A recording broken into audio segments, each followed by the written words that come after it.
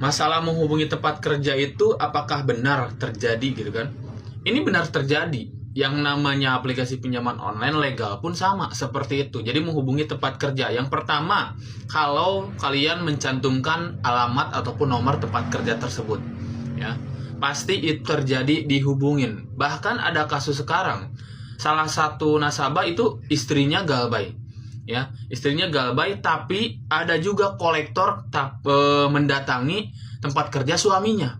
Padahal yang galbay itu istrinya. Ada yang terjadi seperti itu. Ya, baru saja konsultasi. Ya, istrinya galbay, tapi si kolektornya mendatangi tempat kerja suaminya. Jadi nagih ke sana. Ya, kok bisa tahu seperti itu? Makanya untuk teman-teman, kata saya juga, sebelum kita galbay harus ada penanganan terlebih dahulu. Ya, kita bukan nakut-nakutin kalian, tapi supaya kalian ibaratnya melakukan penanganan. Dari apa? Tracking mereka. Istrinya galbay, si pinjol ini akan tracking, akan mencari-cari informasi, tiba-tiba takkan itu tahu nama suaminya, tiba-tiba mencari tahu juga tempat kerja suaminya, datanginlah ke sana, kan gitu. Kan itu yang memang merepotkan. Makanya itu yang harus kita tutup, yaitu tracking pencarian mereka. Ya, kalau kalian galbay gitu aja ya gimana mau aman, kan gitu. Jadi kita tutup trackingnya supaya itu semua tidak terjadi. Tapi kalau menghubungi tempat kerja yang Anda cantumkan, itu nggak akan bisa dihalang-halangin juga. Karena memang jelas kita mencantumkan alamat tempat kerjanya, kita mencantumkan nomor tempat kerja, ya pasti dihubungin. Saya nanganin salah satu dokter juga, beliau kan galbay ya. Wah, ini habis rumah sakitnya itu diteror-terorin sama desa-desa pinjol, padahal itu pinjol-pinjol legal semua. Ya.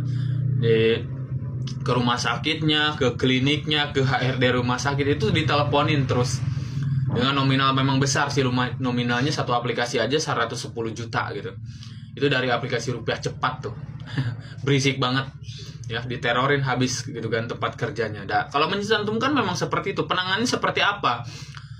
Penanganannya tinggal bagaimana kita menjelaskan aja. Karena hal seperti itu tidak akan bisa dihalang-halangin ya. Tinggal kita menjelaskan ke atasan kita, ibaratnya menjelaskan ke tempat kerja kita gitu kan. Jangan sampai ibaratnya jadi masalah di dalam pekerjaan kita. Jadi ada kebijakan nanti dari atasan antara ibaratnya pekerjaan kita, kinerja kita bekerja di tempat kerja kita dengan masalah pribadi kita di pinjol tidak ada masalah. Dan kita bantu juga, kalau kita bantu kan menjelaskan seperti apa supaya ibaratnya paham, si atasan kita itu paham bahwa yang mereka lakukan itu melanggar aturan, melanggar hukum.